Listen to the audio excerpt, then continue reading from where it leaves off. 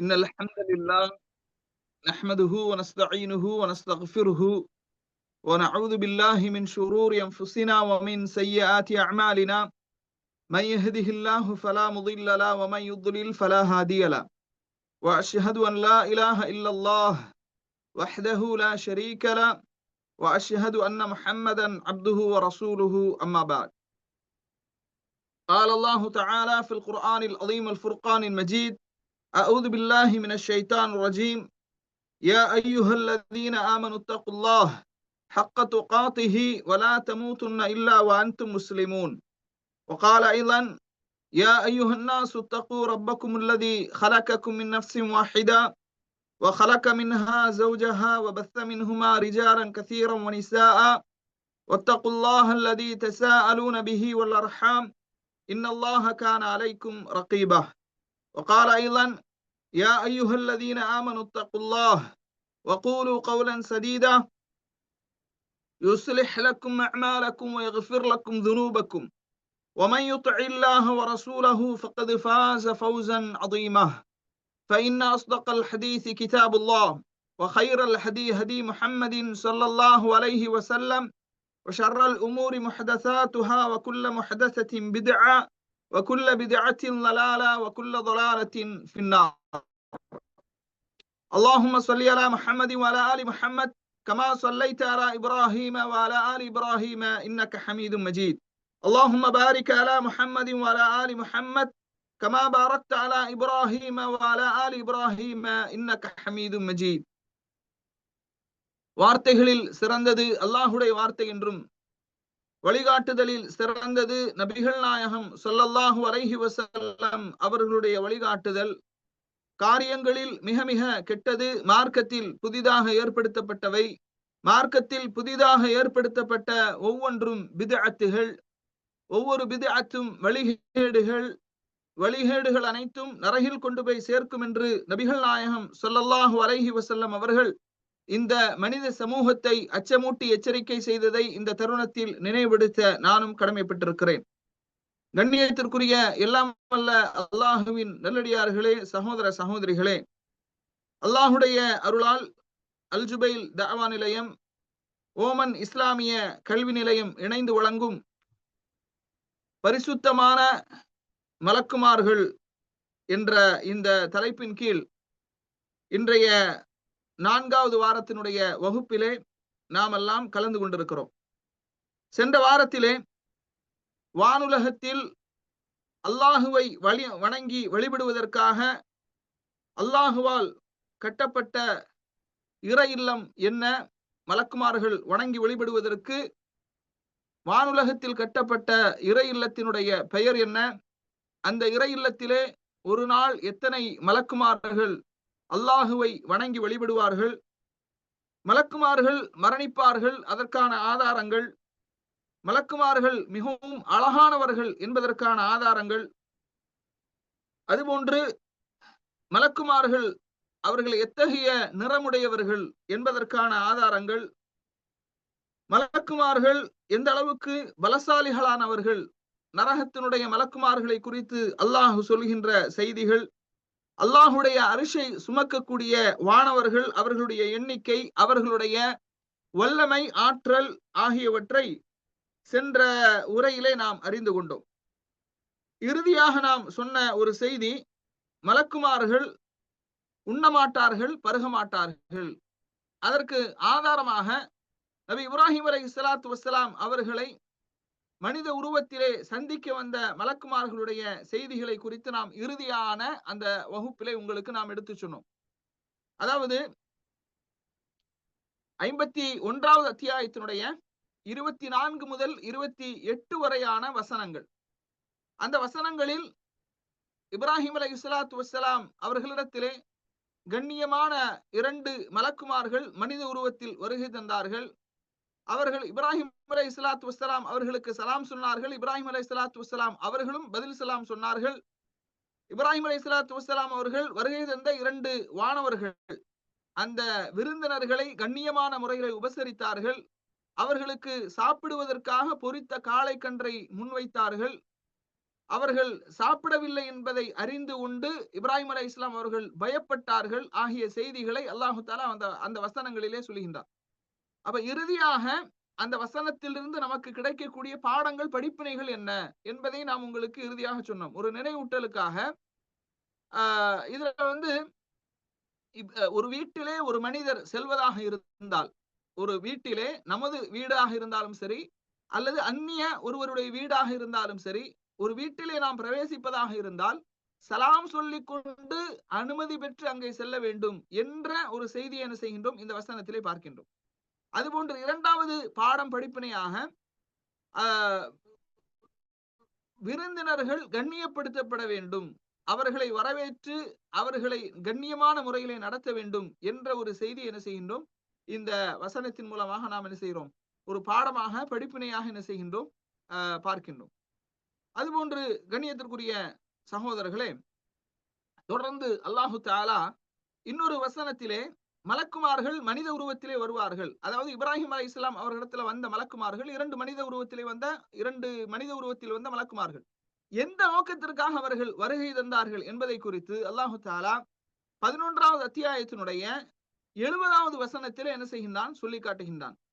ஃபலம்மா ரஆ ஐதியஹும் லா தஸிலு இலைஹி நக்கிரஹும் வஅௌஜஸ மின்ஹும் ஹீஃபா قالوا لا تخف إنا أرسلنا إلى قوم لوط.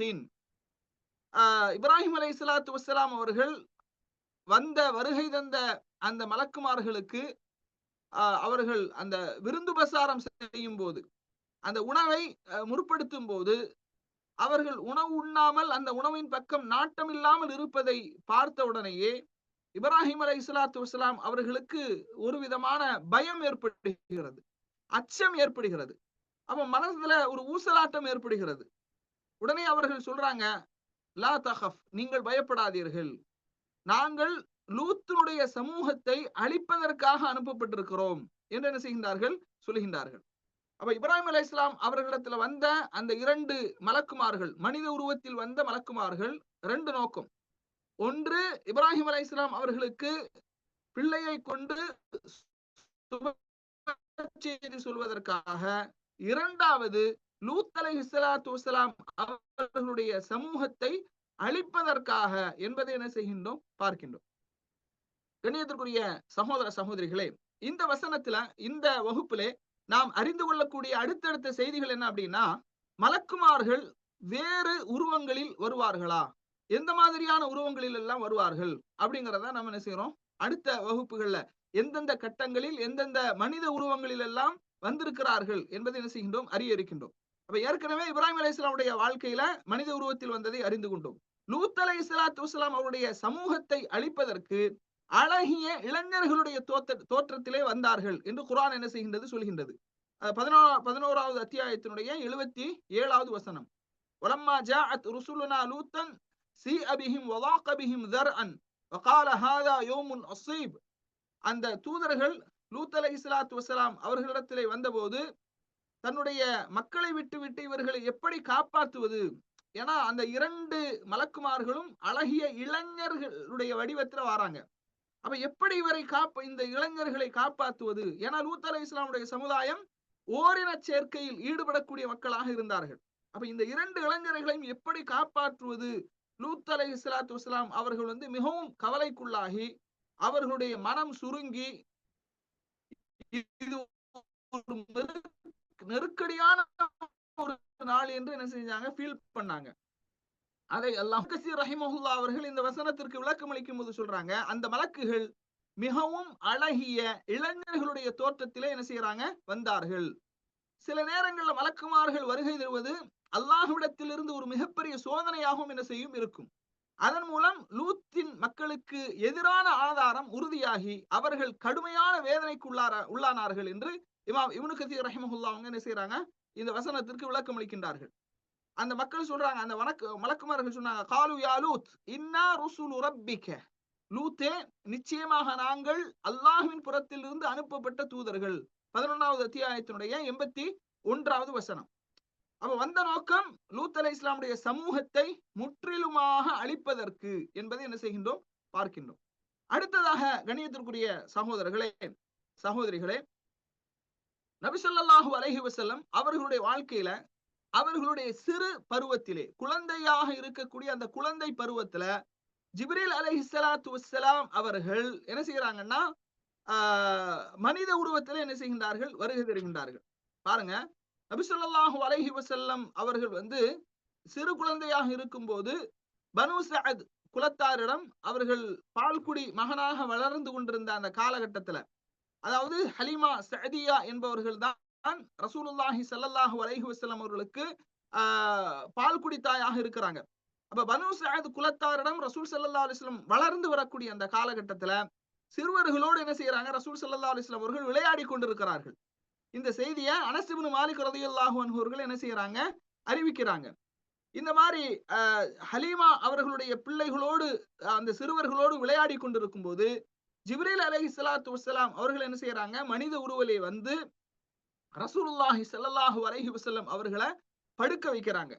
படுக்க வைத்து அவர்களுடைய நெஞ்சை இரண்டாக என்ன செய்கின்றார்கள், அவர்கள் பிளக்கின்றார்கள். நெஞ்சை திறந்து இதயத்தை வெளியிலே எடுக்கின்றார்கள். ரசூலுல்லாஹி ஸல்லல்லாஹு அலைஹி வஸல்லம் அவர்களுடைய இதயத்தை என்ன செய்யறாங்க, வெளியிலே எடுக்கின்றார்கள். இதயத்தை வெளியிலே எடுத்து அதிலிருந்து ஒரு சதை கட்டியை ஒரு சதை துண்டை என்ன செய்யறாங்க, எடுக்கின்றார்கள். வெளியே எடுத்து சொல்கின்றார்கள், இது உம்முடைய ஷைத்தானுக்குரிய பங்கு என்று என்ன செய்யறாங்க, ஜிப்ரீல் அலைஹிஸ்ஸலாம் அவர்கள் சொல்கின்றார்கள். அதற்கு பிறகு ஒரு தங்க தட்டிலே ரசூலுல்லாஹி ஸல்லல்லாஹு அலைஹி வஸல்லம் அவர்களுடைய இதயத்தை வைத்து ஜம்சம் நீரால் அதை என்ன செய்கின்றார்கள், கழுகுகின்றார்கள். அதற்கு பிறகு அதே இடத்திலே இதயத்தை என்ன செய்கின்றார்கள், பொருத்துகின்றார்கள். அப்ப முதல் ஹார்ட் ஆபரேஷன் சர்ஜரி என்ன செய்கின்றது, நடைபெறுகின்றது. அதே இடத்துல என்ன செய்யறாங்க, பொருத்துறாங்க. பொருத்தி விட்டு அவர்கள் சென்று விடுகின்றார்கள். இதை பார்த்த சிறுவர்கள் அந்த ஹலீமா சஅதியா அந்த செவிலித்தாயிடம் என்ன செய்யறாங்கன்னா ஓடோடி வருகின்றார்கள். வந்து சொல்றாங்க, அதாவது முஹம்மது ஸல்லல்லாஹு அலைஹி வஸல்லம் அவர்கள் கொல்லப்பட்டு விட்டார்கள், அவர்கள் மரணித்து விட்டார்கள் அப்படின்னு சொல்லி என்ன செய்யறாங்க, அந்த பிள்ளைகள் சொல்றாங்க. அப்ப அந்த குடும்பத்தார்கள் ரசூலுல்லாஹி ஸல்லல்லாஹு அலைஹி வஸல்லம் அவர்களை பார்ப்பதற்காக வரும்போது அவர்களுடைய நிறம் வந்து மாறியதாக என்ன செய்யறாங்க, காணப்படுகிறது. நபி ஸல்லல்லாஹு அலைஹி வஸல்லம் அவர்களுடைய நெஞ்சிலே ஊசியால் தைத்த அடையாளத்தை நான் பார்த்திருக்கிறேன் என்று இந்த ஹதீஸை அறிவிக்கக்கூடிய அனஸ் இப்னு மாலிக் ரலியல்லாஹு அன்ஹு அவர்கள் என்ன செய்யறாங்க, சொல்றாங்க. இந்த செய்தி சஹீஹ் முஸ்லிம்ல 261வது செய்தியாக இடம்பெறுவதை பார்க்கின்றோம். கண்ணியத்திற்குரிய சகோதர சகோதரிகளே, அப்ப நபி ஸல்லல்லாஹு அலைஹி வஸல்லம் அவர்களுக்கு சிறு பருவத்திலே, குழந்தை பருவத்திலே அவர்களுடைய நெஞ்சம் பிளக்கப்பட்டது என்ற ஒரு செய்தி என்ன செய்யற பார்க்கிறோம். ஜிப்ரீல் அலைஹிஸ்ஸலாத்து வஸ்ஸலாம் அவர்கள் மனித உருவத்திலே என்ன செய்தார்கள், இந்த நேரத்திலே வருகை தந்தார்கள் என்பதை பார்க்கிறோம். கூடுதலான ஒரு தகவல் என்ன அப்படின்னா, இந்த ஹதீஸ் தமிழ்நாடு தௌஹீத் ஜமாத் அதுபோன்று பிஜேவினால் மறுக்கப்படுகிறது. ஆனால் இந்த ஹதீஸ் சஹீஹான ஹதீஸ், இதை மறுப்பதற்கு எந்த விதமான முகாந்தரமும் இல்லை என்பதையும் நீங்கள் கூடுதலாக அறிந்து கொள்ள வேண்டும். அடுத்ததாக கண்ணியத்திற்குரிய சகோதர சகோதரிகளே, ஜிப்ரீல் அலைஹிஸ்ஸலாத்து வஸ்ஸலாம் அவர்கள் வஹியை கொண்டு வருகின்ற அந்த நேரத்துல மனித உருவத்தில் என்ன செய்திருக்கிறார்கள், வந்திருக்கிறார்கள். ஆயிஷா ரலியல்லாஹு அன்ஹா அவர்கள் அறிவிக்கக்கூடிய ஹதீஸ், ஹிஷாம் ரலியல்லாஹு அன்ஹு அவர்கள் ரசூலுல்லாஹி ஸல்லல்லாஹு அலைஹி வஸல்லம் ஃபகால யா ரசூலல்லாஹ், அல்லாஹ்வின் தூதர் அவர்களே, கைஃப அத்தீகல் வஹி, உங்களுக்கு எப்படி வஹி வரும் என்று கேட்கும்போது ரசூலுல்லாஹி ஸல்லல்லாஹு அலைஹி வஸல்லம் அவங்க சொல்றாங்க, அஹ்யானியோசையை போன்று சில நேரங்களில் என்னிடத்திலே வஹி வரும் என்று சொல்றாங்க. அப்படி வஹி வரும்போது அது எனக்கு மிகவும் சிரமமாக கடுமையானதாக இருக்கும் என்று என்ன செய்யறாங்க, சொல்றாங்க. மணியோசையின் மூலமாக ஒரு மலக்கு அவர் வந்து அல்லாஹ்விடம் அல்லாஹ் என்ன செய்தியை கூறினானோ அதை எனக்கு கூறியதை மனநமிட்டு கொண்ட நிலையில் அது நிறுத்தப்படும் அப்படிங்கிறாங்க. இன்னும் சில நேரத்துல மலக்கு ஒரு மனிதனுடைய தோற்றத்திலே எனக்கு காட்சியளித்து என்னிடத்திலே உரையாடுவார்கள், அதை நான் நினைவிலே வைத்துக் கொள்வேன் என்று ரசூலுல்லாஹி ஸல்லல்லாஹு அலைஹி வஸல்லம் அவர்கள் சொல்லுகின்ற இந்த செய்தி சஹீஹுல் புகாரியில 2வது செய்தியாக அந்த வஹீனுடைய பாடத்துல நீங்க என்ன செய்யலாம், இந்த செய்தியை பார்க்கலாம். அப்ப கண்ணியத்திற்குரிய சகோதரர்களே, ரசூலுல்லாஹி ஸல்லல்லாஹு அலைஹி வஸல்லம் அவர்களுக்கு மணி ஓசையின் மூலமாக வஹி வந்திருக்கிறது. மனித வடிவத்திலே ஜிப்ரீல் அலைஹிஸ்ஸலாத்து வஸ்ஸலாம் அவர்கள் வஹியை கொண்டு வந்து இப்படி பல உதாரணங்கள் நமக்கு என்ன செய்கின்றது, தெரிகின்றது. அதுபோன்று கண்ணியத்திற்குரிய சகோதரர்களே, சஹாபாக்கள் எல்லாம் அமர்ந்திருக்க ஜிப்ரீல் அலைஹிஸ்ஸலாம், நம்ம ஆரம்பமாக ஒரு ஹதீஸ படிச்சோம். ஹதீஸ் ஜிப்ரீல் என்று பிரபல்யமாக அதை சொல்வார்கள். அந்த ஹதீஸ் ஜிப்ரீல்ல ஜிப்ரீல் அலைஹிஸ்ஸலாத்து வஸ்ஸலாம் அவர்கள் வெண்மையான ஒரு ஆடையோடு வருகை தருகின்றார்கள். கருத்த தலையோடு அவர்கள் வருகை தருகின்றார்கள். நபி ஸல்லல்லாஹு அலைஹி வஸல்லம் அவர்களுக்கு வருகின்றார்கள். முஹம்மதே முஹம்மதே ஈமான் என்றால் என்ன, இஸ்லாம் என்றால் என்ன, இஹ்சான் என்றால் என்ன என்று என்ன செய்யறாங்க, கேள்விகளை எல்லாம் என்ன செய்யறாங்க, கேட்கின்றார்கள். அதுபோன்று அப்படி கேட்கும்போது ரசூல் ஸல்லல்லாஹு அலைஹி வஸல்லம் அவர்கள் அதற்குரிய பதில்களை எல்லாம் சொல்றாங்க.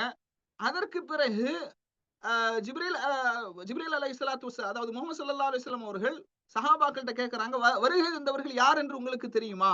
அப்ப சஹாபாக்கள் சொல்றாங்க, அல்லாஹும் அல்லாஹுடைய தூதரும் மிகவும் அறிந்தவர்கள். இவர்தான் ஜிப்ரீல், உங்களுக்கு மார்க்கத்தை கற்றுத் தருவதற்காக வருகை தந்தார்கள் அப்படின்னு என்ன செய்யறாங்க, சொல்றாங்க. இந்த செய்தி சஹீஹுல் புகாரியில 50வது செய்தியாக, 4777வது செய்தியாக, சஹீஹ் முஸ்லிம்ல 1வது செய்தியாக, 5வது செய்தியாக எல்லாம் இடம்பெறுகிறது. இந்த செய்தியிலும் மலக்குமார்கள், குறிப்பாக ஜிப்ரீல் அலைஹிஸ்ஸலாத்து வஸ்ஸலாம் அவர்கள் அவ்வப்போது அல்லாஹ்வுடைய தூதருக்கு முன்னிலையில், சஹாபாக்களுக்கு முன்னிலையில் மனித உருவத்திலே வருகை தந்து மார்க்கத்தை கற்றுக் கொடுத்திருக்கிறார்கள் என்ற ஒரு தகவலான ஒரு செய்தி. சில நபித்தோழர்களுடைய உருவத்திலும் கூட மலக்குமார்கள் என்ன செஞ்சிருக்கிறாங்க, வருகை தந்திருக்கிறார்கள். அதாவது திஹ்யா இப்னு ஹலீஃபா அல் கல்பி என்கின்ற ஒரு நபித்தோழர். இந்த நபித்தோழர் மிகவும் அழகான நபித்தோழராக இருப்பார்கள். இந்த நபித்தோழருடைய தோற்றத்துல ஜிப்ரீல் அலைஹிஸ்ஸலாத்து வஸ்ஸலாம் அவர்கள் வருகை தந்திருக்கிறார்கள் என்ற சில ஆதாரங்களும் நமக்கு என்ன செய்கின்றது, கிடைக்கின்றது. பாருங்க, இந்த திஹ்யா இப்னு அல் கல்பி ரலியல்லாஹு அன்ஹு அவர்கள், நபி ஸல்லல்லாஹு அலைஹி வஸல்லம் அவர்கள் ஒரு முறை சொல்கின்றார்கள், நபிமார்கள் எனக்கு விண்ணுலகத்துல அவர்கள் நபிமார்கள் எனக்கு காட்டப்பட்டார்கள். மூசா அலைஹிஸ்ஸலாத்து வஸ்ஸலாம் அவர்கள் யாரை போன்றிருந்தார்கள் என்றால், யமனியர்களான ஷனுஆ குலத்தை சேர்ந்த மனிதரை போன்று உயரமான மனிதராக இருந்தார்கள். யாரு? மூசா அலைஹிஸ்ஸலாத்து வஸ்ஸலாம் அவர்கள். மரியமனுடைய மகன் ஈசா அலைஹிஸ்ஸலாத்து வஸ்ஸலாம் அவர்களை நான் பார்த்தேன்.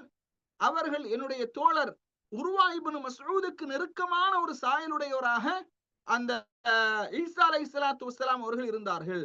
இப்ராஹிம் அலைஹிஸ்ஸலாத்து வஸ்ஸலாம் அவர்களையும் நான் பார்த்தேன். அவர்கள் உங்களுடைய தோழருக்கு, அதாவது எனக்கு மிகவும் நெருக்கமான சாயலுடையவராக இப்ராஹிம் அலைஹிஸ்ஸலாத்து வஸ்ஸலாம் அவர்கள் இருந்தார்கள்.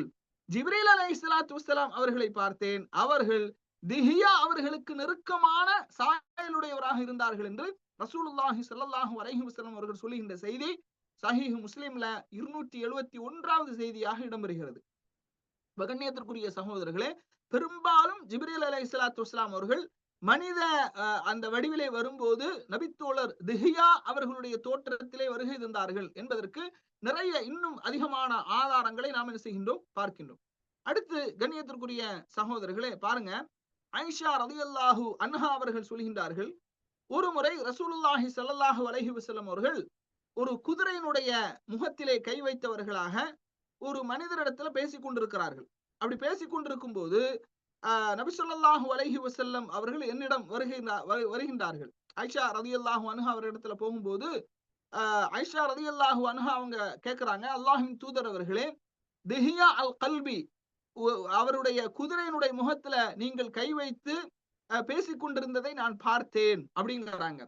உடனே ரசூலுல்லாஹி ஸல்லல்லாஹு அலைஹி வஸல்லம் அவர்கள் ஆச்சரியம் அடைந்தவர்களாக கேட்கிறாங்க, நீங்கள் பார்த்தீர்களா, அந்த காட்சியை நீங்கள் பார்த்தீர்களா அப்படின்னு சொல்லி கேட்கிறாங்க. ஆயிஷா ரலியல்லாஹு அன்ஹா அவர்கள் ஆம் நான் பார்த்தேன் அப்படின்னு சொன்ன உடனேயே ரசூலுல்லாஹி ஸல்லல்லாஹு அலைஹி வஸல்லம் அவர்கள் சொன்னார்கள், நீங்கள் பார்த்தது திஹ்யாவை அல்ல, அவர்கள் ஜிப்ரீல் அலைஹிஸ்ஸலாத்து வஸ்ஸலாம், அவர்கள் உங்களுக்கு சலாம் சொன்னார் அப்படின்னு சொன்ன உடனேயே ஆயிஷா ரலியல்லாஹு அன்ஹா அவங்க சொல்றாங்க, அலைஹிஸ்ஸலாமு வரஹ்மத்துல்லாஹி வபரகாத்துஹு என்று பதில் சலாம் சொல்லிவிட்டு, தோழரும் விருந்தாளியுமான அவருக்கு அல்லாஹு தஆலா நற்கூலி வழங்குவானாக, அவர் நல்ல தோழர், நல்ல விருந்தாளி என்று ஆயிஷா ரலியல்லாஹு அன்ஹா அவர்கள் சொன்னார்கள் என்ற செய்தி முஸ்னத் அஹ்மதுல 24506வது செய்தியாக, 25174வது செய்தியாக, சில்சிலத்துல் அஹாதிஸ் ஸஹீஹால இமாம் அல்பானி ரஹிமஹுல்லாஹ் அவர்கள் 1100 1111வது செய்தியாக இந்த செய்தி என்ன செய்யறாங்க, பதிவு செய்கின்றார்கள். அப்ப கண்ணியத்திற்குரிய சகோதரர்களை, இந்த ஹதீஸிலும் நபித்தோழருடைய தோற்றத்தில ஜிப்ரீல் அலைஹிஸ்ஸலாத்து வஸ்ஸலாம் அவர்கள் வருகை தந்தார்கள் என்பதை என்ன செய்கின்றோம், பார்க்கின்றோம். அதுபோன்று நபி ஸல்லல்லாஹு அலைஹி வஸல்லம் அவர்களுடைய இன்னொரு மனைவி உம்மு சலமா ரலியல்லாஹு அன்ஹா அவர்கள் என்ன செஞ்சிருக்கிறாங்க, மலக்கை ஒரு மனித உருவத்தில் என்ன செய்கின்றார்கள், பார்க்கின்றார்கள். பாருங்க,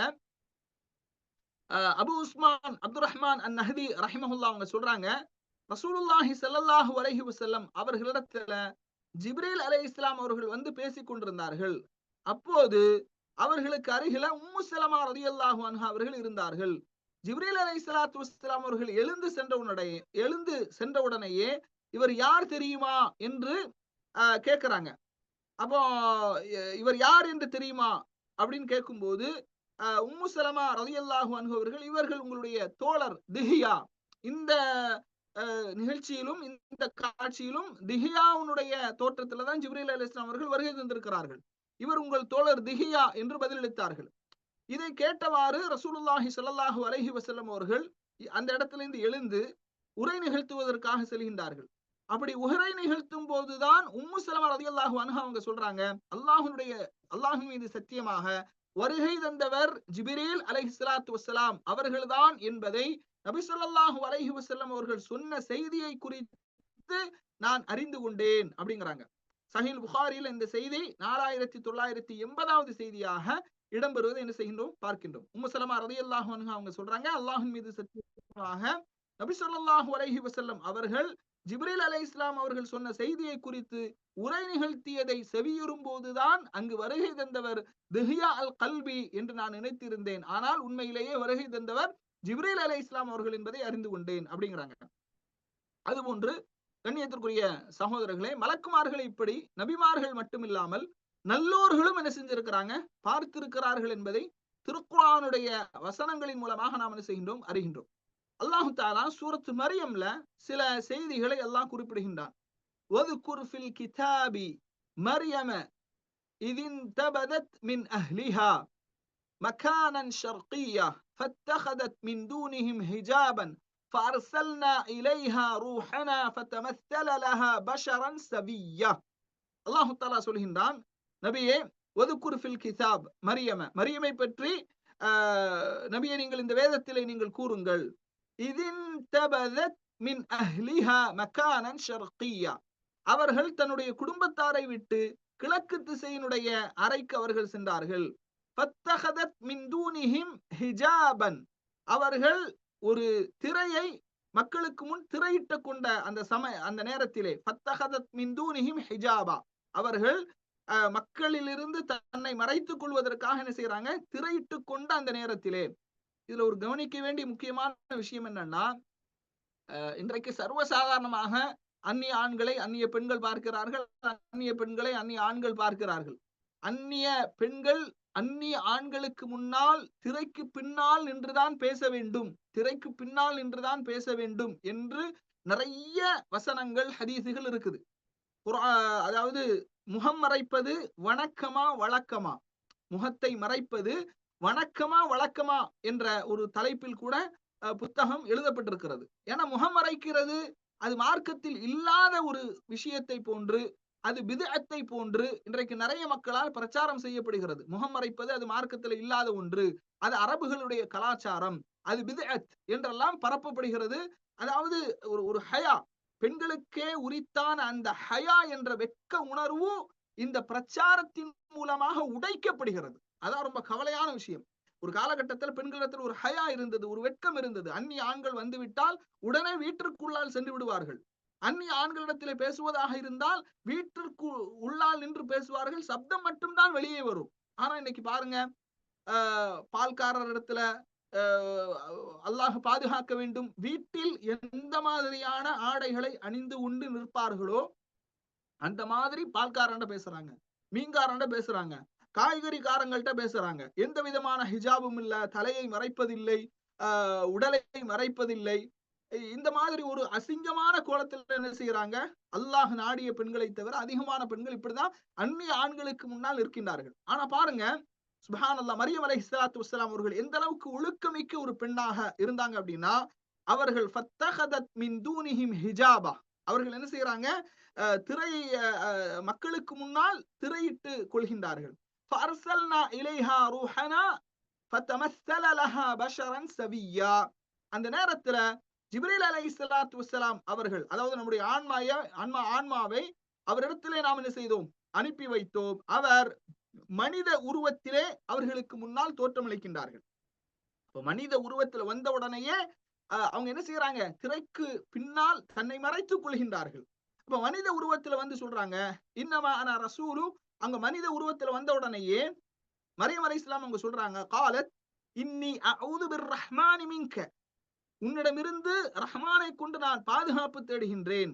இன் குன்த தகிய்யா, நீங்க வந்து அல்லாஹுவை பயப்படக்கூடிய ஒருவராக இருந்தால் இங்கிருந்து நீங்கள் சென்று விடுங்கள் அப்படின்னு சொல்லி என்ன செய்யறாங்க, சொல்லுகின்றார்கள். கால ஜிப்ரீல் அலைஹிஸ்ஸலாம் அவங்க சொல்றாங்க, இன்னமா அன ரசூலு ரப்பிகி, நான் உங்களுடைய இறைவனின் புறத்தில் இருந்து அனுப்பப்பட்ட ஒரு தூதர்.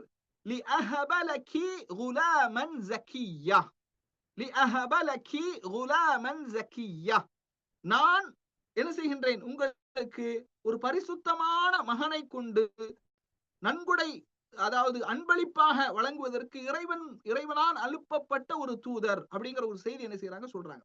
இந்த செய்தி 19வது அத்தியாயத்தினுடைய 16வது வசனத்திலிருந்து 19வது வசனம் வரைக்கும் இடம்பெறுகிறது.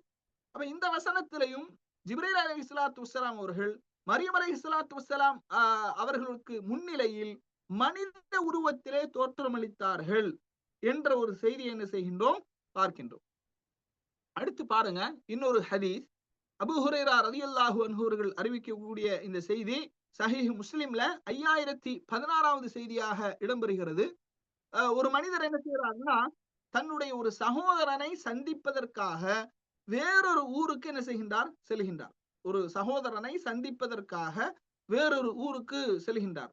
அப்படி செல்லக்கூடிய வழியில் அவரை எதிர்பார்த்தபடி ஒரு மலக்கு வந்து, அல்லாஹு தஆலா ஒரு மலக்கை அமரச் செய்கின்றான். அப்ப அந்த மலக்கு அமர்ந்திருக்கிறார். வழியிலே வைத்து அந்த மனிதரிடத்துல கேட்கிறாங்க, ஐன துரீத், நீ எங்கே செல்கின்றாய்? கால உரீது அஹல்லி ஃபீ ஹாதிஹில் கரியா, இந்த கிராமத்திலே எனக்கு ஒரு சகோதரன் இருக்கின்றான், அவனை சந்திப்பதற்காக நான் என்ன செய்கின்றேன், செல்கின்றேன். அப்ப அந்த மலக்கு கேட்கிறாங்க, கால ஹல்லக அலைஹி மின் நிஅமத்தின் தருத்தஹா கால லா கைர. அவங்க கேட்கிறாங்க, அதாவது இந்த ஊருக்கு நீ செல்கின்றாயே, அவன் உனக்கு ஏதாவது பிரதி உபகாரம் ஏதேனும் அவன் செய்ய வேண்டியது இருக்கின்றதா அப்படின்னு கேட்கும்போது அந்த மனிதர் சொல்றாரு, எந்த ஒரு பிரதி உபகாரமும் இல்லை. நான் அவனிடத்திலே வந்திருப்பது அன்னி அஹ்பப்துஹு ஃபில்லாஹ், அல்லாஹ்வுக்காக அந்த மனிதனை நேசிக்கின்றேன். அன்னி அஹ்பப்துஹு ஃபில்லாஹி அஸ்ஸ வஜல், அல்லாஹ்வுக்காக வேண்டி மாத்திரம் அவனை நான் நேசிக்கின்றேன் என்று சொன்ன உடனேயே, கால ஃபஇன்னி ரசூலுல்லாஹ், நான் அல்லாஹ்வின் புறத்தில் உள்ள ஒரு தூதர், இலைக்க உன்னிடத்திலே நான் அனுப்பப்பட்டிருக்கிறேன். பி அன்னல்லாஹ கத் அஹப்பக கமா அஹ்பப்தஹு ஃபீஹி, எந்த ஒரு அல்லாஹ்வுக்காக வேண்டி அந்த மனிதரை நீ நேசிக்கின்றாயோ அதுபோன்று அல்லாஹும் உன்னை நேசிக்கின்றான் என்பதை தெரிவிப்பதற்காக அல்லாஹ்வின் புறத்தில் இருந்து அனுப்ப பெற்ற ஒரு தூதர் என்று என்ன செய்யறாங்க, அந்த மனிதர் சொன்னார் என்ற செய்தியை ரசூலுல்லாஹி ஸல்லல்லாஹு அலைஹி வஸல்லம் அவர்கள் என்ன செய்யறாங்க, சொல்கின்றார்கள்.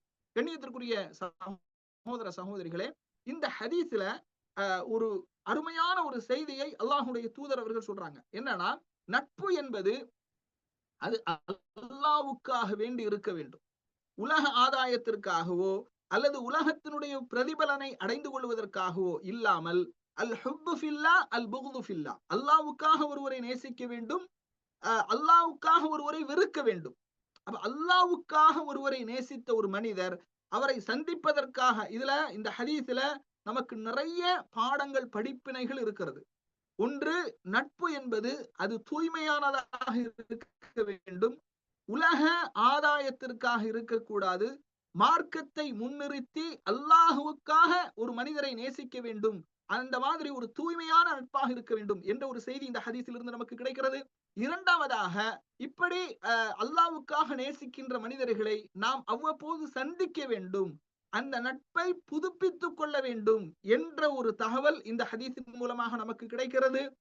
அதுபோன்று மூன்றாவது விஷயம் என்னவென்றால், ஒருவரை நாம் அல்லாஹ்வுக்காக நேசித்து விட்டோம் என்றால் அந்த நேசத்தை வெளிப்படுத்த வேண்டும். நாம நேசம் என்பது அது உள்ளத்திலேயே இருக்கக்கூடாது, வெளிப்படுத்துவதுதான் நேசத்தின் வெளிப்பாடு. அவ உள்ளத்திலேயே வச்சிருக்கிறது உண்மையான நேசமாகாது. நேசம் என்பது அது வெளிப்படுத்த வேண்டும். இன்னி உஹிப்புக ஃபில்லாஹ், அல்லாஹ்வுக்காக உங்களை நான் நேசிக்கிறேன். நபி ஸல்லல்லாஹு அலைஹி வஸல்லம் அவர்களிடத்துல நபித்தோழர்கள் நிறைய நபித்தோழர்கள் என்ன செய்வாங்க, யா ரசூலல்லாஹ், அல்லாஹ்வுக்காக உங்களை நான் நேசிக்கின்றேன். அது மாதிரி ஒரு நபித்தோழர் சொல்றாரு, இந்த மனிதரை நான் அல்லாஹ்வுக்காக நேசிக்கின்றேன் அப்படிங்கிறாங்க ரசூல் ஸல்லல்லாஹு அலைஹி வஸல்லம் அவங்ககிட்ட. ரசூல் ஸல்லல்லாஹு அலைஹி வஸல்லம் கேக்குறாங்க, இதை நீங்கள் அவர்களிடத்தில் தெரியப்படுத்தி விட்டீர்களா அப்படின்னு கேக்குறாங்க. அப்ப அல்லாஹ்வுக்காக ஒரு மனிதரை நேசிப்பதாக இருந்தால், நான் உங்களை அல்லாஹ்வுக்காக நேசிக்கின்றேன் என்று அந்த நேசத்தை வெளிப்படுத்த வேண்டும் அப்படிங்கிற ஒரு செய்தியும் இந்த ஹதீஸின் மூலமாக நமக்கு என்ன செய்கின்றது, தெரிகின்றது. இன்னி உஹிப்புக ஃபில்லாஹ், அல்லாஹ்வுக்காக உன்னை நேசிக்கின்றேன் என்று ஒருவர் சொன்னால் நாம் அதற்கு பதிலாக என்ன சொல்ல வேண்டும், அஹப்பக்கல்லாஹு அல்லது அஹ்பப்தனி ஃபீஹி, எந்த ஒரு விஷயத்திற்காக அல்லாஹ்வுக்காக என்னை நீ நேசிக்கின்றாயோ அதுபோன்று அல்லாஹும் உன்னை நேசிக்கட்டும் என்று அவருக்கு என்ன செய்ய வேண்டும், பிரார்த்தனை செய்ய வேண்டும் என்ற ஒரு செய்தியும் இந்த ஹதீஸிலே நமக்கு என்ன செய்கின்றது, கிடைக்கின்றது. கண்ணியத்திற்குரிய சகோதர சகோதரிகளே, இது மலக்குமார்களுடைய தலைப்பாக இருந்தாலும் கூட சில ஹதீஸுகள் சில செய்திகள் வரும்போது அதனுடைய கூடுதலான பாடங்கள் படிப்பினைகளை நாம் அறிந்து கொள்வது பொருத்தமாக இருக்கும். அப்ப கண்ணியத்திற்குரியவர்களே, இந்த ஹதீஸ்ல ஒரு மலக்கு இன்னி உஹிப்புக ஃபில்லாஹ், அதாவது இன்னி உஹிப்புக ஃபில்லாஹ், அல்லாஹ்வுக்காக நான் உங்களை நேசிக்கின்றேன் என்று ஒருவர் சொல்லும்போது, அஹப்பக்கல்லாஹு அல்லதி அஹ்பப்தனி ஃபீஹி, எந்த ஒரு காரியத்திற்காக அல்லாஹ்வுக்காக வேண்டி நீங்கள் நேசிக்கின்றீர்களோ உங்களையும் அல்லாஹ் நேசிப்பானாக என்று என்ன செய்யணும், பிரார்த்தனை செய்ய வேண்டும். அப்ப கண்ணியத்திற்குரிய சகோதரர்கள், இந்த ஹதீஸ்ல ஒரு மலக்கு என்ன செய்யறாங்க, அதாவது அல்லாஹ் உன்னை நேசிப்பானாக என்பதை தெரிவிப்பதற்காகவே என்ன செஞ்சிருக்கிறாங்க, உட்கார்ந்து இருக்கிறாங்க அப்படிங்கறத நாம என்ன செய்யறோம், இதை இந்த ஹதீஸ்ல நாம பார்க்கிறோம். அடுத்ததாக பாருங்க கண்ணியத்திற்குரிய சகோதர சகோதரிகளே, ரசூலுல்லாஹி ஸல்லல்லாஹு அலைஹி வஸல்லம் அவங்க பனி இஸ்ரவேல் காலத்துல நடந்த ஒரு செய்தியை நமக்கு சொல்கின்றார்கள். அதுலயும் பாருங்க, மலக்கு மனித உருவத்திலே என்ன செய்கின்றார்கள், வருகை தருகின்றார்கள். நபி ஸல்லல்லாஹு அலைஹி வஸல்லம் சொல்றாங்க, உங்களுக்கு முன்னால் வாழ்ந்த காலத்துல ஒரு மனிதர் இருந்தார், அவர் 99 கொலைகளை செய்து விட்டார். இந்த ஹதீஸும் பிஜேவினால் நிராகரிக்கப்படுகிறது. இது சஹீஹான ஹதீஸ், முத்தவாத்திரான ஹதீஸ், பலமான ஹதீஸ். இது நிராகரிக்கப்பட வேண்டிய தேவையில்லாத ஹதீஸ். ஆனால் பிஜேவினால் இந்த ஹதீஸும் நிராகரிக்கப்படுகிறது. நான் எதுக்காக சொல்றேன்னா, யாராவது ஒருவர் இந்த ஹதீஸை நிராகரிச்சானா உங்களுக்கு நினைவுக்கு வர வேண்டும், இந்த ஹதீஸ் எல்லாம் நிராகரிக்கப்பட வேண்டிய ஹதீஸ் அல்ல, இது ஏற்றுக்கொள்ளப்பட வேண்டிய ஹதீஸ் தான், முத்தவாத்திரான ஹதீஸ். அதனால நாம அதை நிராகரிக்க கூடாது என்ற அந்த எண்ணம் உங்களுக்கு வரணும். அதனால வழிகட்ட அழைப்பாளர்கள் யார் யார் யார் எந்தெந்த ஹதீஸ்களை நிராகரிக்கிறாங்க அப்படிங்கிற அந்த நாலேஜ், அந்த சிந்தனை உங்களுக்கு இருக்க வேண்டும். அதுக்காக இந்த செய்தியை நாம சொல்றோம். அப்ப பாருங்க, ஒரு மனிதர் உங்களுக்கு முன்னால் ஒரு காலத்தில் வாழ்ந்தார். அவர் 99 கொலைகளை என்ன செய்து விட்டார். பின்னால அவர் என்ன செய்யறாருன்னா, ஒரு அறிஞரை அணுகுகின்றார். அறிஞரை அணுகி அவர் விசாரிக்கிறார், நான் இந்த மாதிரி 99 கொலைகளை சென்றேன், இதுக்கு ஏதாவது பிராயச்சித்தம் இருக்கின்றதா என்று விசாரிக்கும் போது அவருக்கு ஒரு பாதிரியார் காட்டப்படுகிறார். அப்ப அந்த பாதிரியார் இடத்துல சென்று அவர் சொல்றாரு, 99 கொலைகளை நான் செய்து விட்டேன், எனக்கு பாவ மன்னிப்பு உண்டா அப்படின்னு கேட்கிறாங்க. உடனே அந்த பாதிரியார் என்ன சொல்றாரு, உனக்கு பாவ மன்னிப்பு எல்லாம் கிடையாது அப்படின்னு சொன்ன உடனேயே அந்த பாதிரியாரையும் கொன்று 100 பூர்த்தியாக்கி விட்டார் அப்படின்னு ஹதீஸ்ல வருது. இந்த ஒரு தகவல்ல நமக்கு இன்னொரு முக்கியமான ஒரு பாடம் இருக்கு. என்ன பாடம் படிப்பினை அப்படின்னு பாத்தீங்கன்னா, சரியான உலமாக்களை அணுக வேண்டும், மார்க்கத்தை நன்கு அறிந்தவர்களை அணுக வேண்டும். தவறான உலமாக்களை, வழிகேட்டின் பக்கம் அழைக்கக்கூடிய, தவறான மார்க்க தீர்ப்பளிக்கக்கூடியவர்களை அணுகக்கூடாது. அப்படி அணுகும் பட்சத்தில் அவர்கள் தவறான தீர்ப்புகளை வழங்குவார்கள். அதனால சரியான உலமாக்கள் யார்,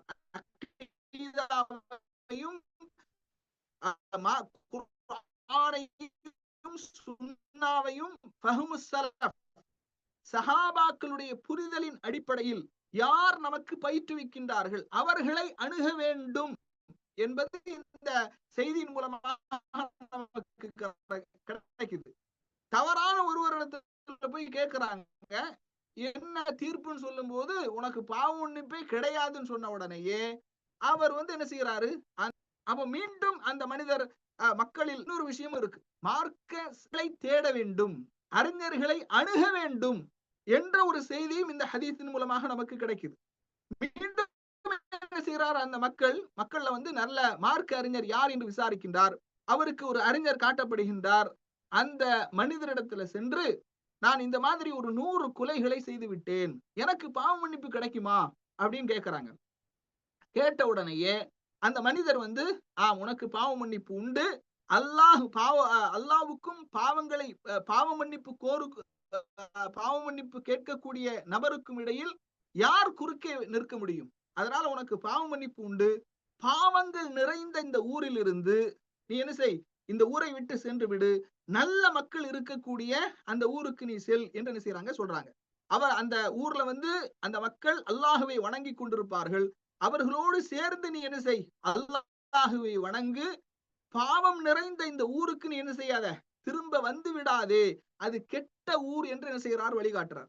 இதிலும் நமக்கு நிறைய பாடங்கள் படிப்பினைகள் இருக்குது. என்ன அப்படின்னா, நாம வசிக்கக்கூடிய பகுதிகள் இருக்கு பாருங்க, அது இஸ்லாமிய சூழலுடைய பகுதிகளாக இருக்க வேண்டும். இன்றைக்கு கண்ணியத்திற்குரிய சகோதர சகோதரிகளே, இன்னைக்கு நம்முடைய அதிகமான மக்கள் நீங்க பார்க்கலாம், தொலைக்காட்சிகளில் செய்தி ஊடகங்கள்ல சில செய்திகள் வரும். என்ன செய்தி அப்படின்னா, அதாவது முஸ்லிம்களில் சிலர் கோயிலிலே துலாபாரம், அதாவது நேர்ச்சை வழிபாடுகளில் ஈடுபட்டார்கள், அவர்கள் குடமுழுக்கிலே ஈடுபட்டார்கள், அவர்கள் என்ன செஞ்சாங்க, இந்துக்களோடு சேர்ந்து அவர்கள் மாலை அணிவித்துக் கொண்டு சபரிமலைக்கு என்ன செய்தார்கள், பயணம் மேற்கொண்டார்கள், இந்துக்களுடைய வழிபாடுகளில் ஈடுபட்டார்கள். இத ஒரு பெரிய மத நல்லிணக்கத்திற்கு எடுத்துக்காட்டாக செய்தி ஊடகங்கள் என்ன செய்து முன்வைப்பதை பார்க்கின்றோம். ஆனா கவலையான கண்ணீர் வடிக்க வேண்டிய ஒரு விஷயம் என்னன்னா, எந்த ஒரு இஸ்லாமிய சமுதாயம் ஏகத்துவத்தை நோக்கி மக்களை அழைக்க வேண்டுமோ, ஏகத்துவத்தை நோக்கி மக்களுக்கு பிரச்சாரம் செய்ய வேண்டுமோ, அந்த சமுதாயம் ஷிர்க், அல்லாஹ்வுக்கு இணை வைக்கக்கூடிய காரியங்களை செய்து கொண்டிருக்கிறார்கள். சிலை வழிபாட்டிலே ஈடுபட்டுக் கொண்டிருக்கிறார்கள், கபர் வழிபாட்டிலே ஈடுபட்டுக் கொண்டிருக்கிறார்கள். இது எவ்வளவு பெரிய அநியாயம், அல்லாஹ்வுக்கு செய்யக்கூடிய மிகப்பெரிய அநியாயம், மிகப்பெரிய கொடுமை. அப்ப இதுக்கு என்ன காரணம் அப்படின்னா, இந்துக்களோடு வாழுகின்ற காரணத்தினால், இந்து மக்கள் பெரும்பாலான இடங்களில் வாழ்கின்ற காரணத்தினால், அறிந்தோ அறியாமலோ அவர்களுடைய கலாச்சாரம், அவர்களுடைய பண்பாடு, அவர்களுடைய பழக்க வழக்கம், அவர்களுடைய வழிபாட்டு முறைகள், அதெல்லாம் முஸ்லிம் சமூகத்திற்கு இடம்பெயர்ந்து வருகின்றது. அதிகமாக இந்துக்களோடு அந்த பழக்க வழக்கங்கள் இருக்கும் போது, அவர்களோடு ஒட்டி வாழும் போது, உறவாடும் போது, அவர்களுடைய வணக்க வழிபாடுகளிலும் இவர்கள் வீழ்ந்து விடுகின்றார்கள். அதனாலதான் நாம எப்போதும் நம்முடைய ஈமானை பாதுகாத்துக் கொள்ள வேண்டும். ஒரு ஊர்ல ஒரு ஏரியால நம்ம வசிக்கிறோம், இதனால் என்னுடைய பிள்ளைக்கு நல்ல குவாலிட்டியான கல்வி கிடைக்கும், அவன் கல்வி தரத்தில் மேம்பாட்டுடையவனாக நமக்கு முக்கியம் இல்லை. நான் வருகின்றது இதன் மூலமாக பெருக்கிக் கொள்ளற்காக அந்திக்கின்றேன். அந்த ஊரில் ஈமான் பலகீனமடையாது, மார்க்கத்திற்கு எந்த விதமான சேதாரமும் ஏற்பட்டு விடாது என்று இருக்குமேயானால், அந்த ஊரிலே வசிப்பதற்கு என்ன விலை வேண்டுமானாலும் நீங்கள் கொடுக்கலாம். அந்த ஊரிலே வசிப்பதற்கு என்ன விலை வேண்டுமானாலும் நீங்கள் என்ன செய்யலாம், கொடுக்கலாம். பாருங்க, சில கண்ட்ரியில இருப்பதற்கு, சில கண்ட்ரியில இஸ்லாமிய நாடுகளில் வாழ்வதற்கு அங்கே வசிக்கக்கூடியவர்கள் குடும்பத்தோடு வசிப்பதாக இருந்தால், கவர்மெண்ட்டுக்கு என்று அரசாங்கத்திற்கு என்ன செய்ய வேண்டும், அவர்கள் ஒரு பெருந்தொகை கட்ட வேண்டும். ஆனாலும் சில குடும்பங்கள் சிரமமாக இருந்தால் கட்டி கொண்டு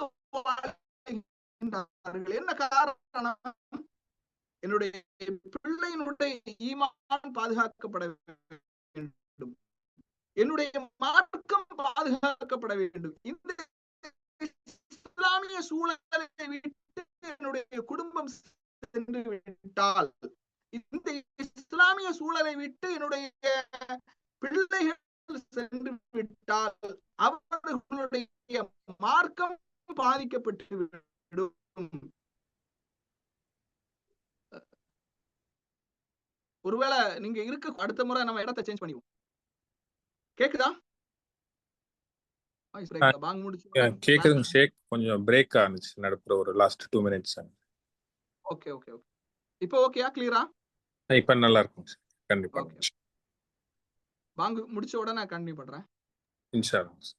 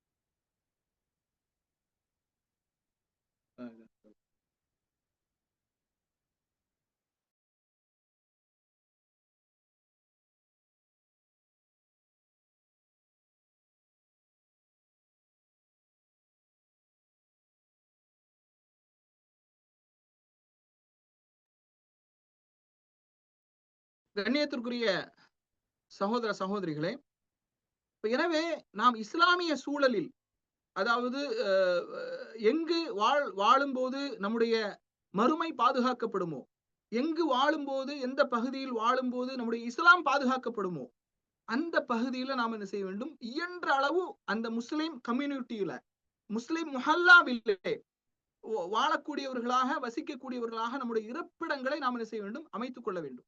ஏன்னா இன்னைக்கு பாருங்க, சுப்ஹானல்லாஹ், உண்மையிடையிலே வளர்ந்து வரக்கூடிய தலைமுறையினுடைய எதிர்காலம், அவர்களுடைய ஈமான் இஸ்லாம் மிகப்பெரிய கேள்விக்குறியாக இருக்கிறது. நம்முடைய பெற்றோர்களில் அதிகமானவர்கள் பிள்ளைகளுடைய கல்வியை கவனத்தில் கொண்டு கிறிஸ்தவ மிஷினரி பள்ளிக்கூடங்களிலே சேர்க்கின்றார்கள். அதன் மூலமாக நம்முடைய பிள்ளைகளுக்கு ஜும்ஆ கிடைப்பதில்லை. நபி ஸல்லல்லாஹு அலைஹி வஸல்லம் அவங்க சொல்றாங்க, யார் சில குறிப்பிட்ட ஜும்ஆக்களை தவற விடுகின்றார்களோ அவர்களுடைய உள்ளத்திலே அல்லாஹ் முத்திரையிட்டு விடுகின்றான்.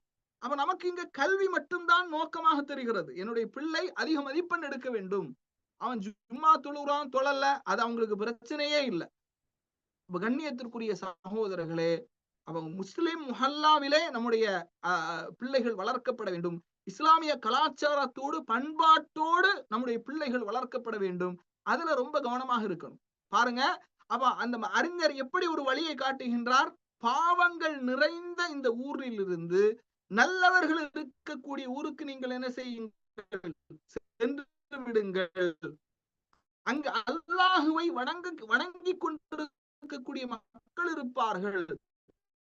அவர்களோடு சேர்ந்து நீ அல்லாஹுவை வணங்கு, இந்த ஊருக்கு திரும்ப வந்துடாத அப்படிங்கிற ஒரு உபதேசத்தை என்ன செய்யறாரு.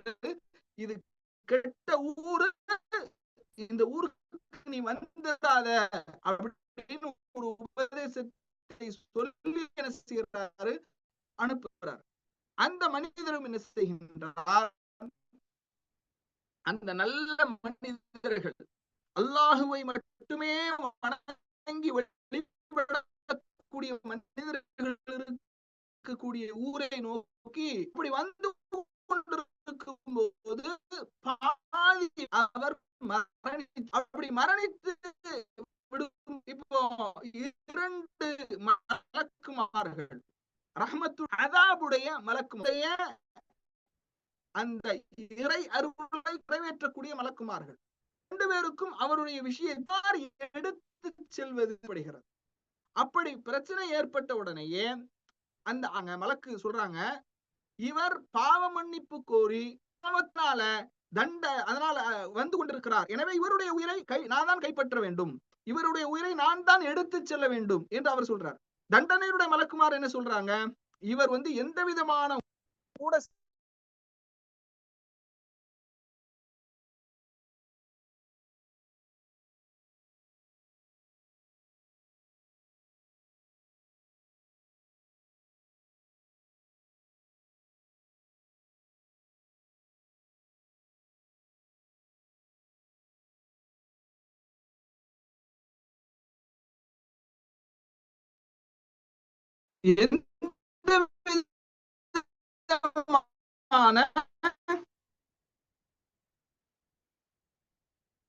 எந்த விதமான ஒரு நன்மையை அந்த அதாபுனுடைய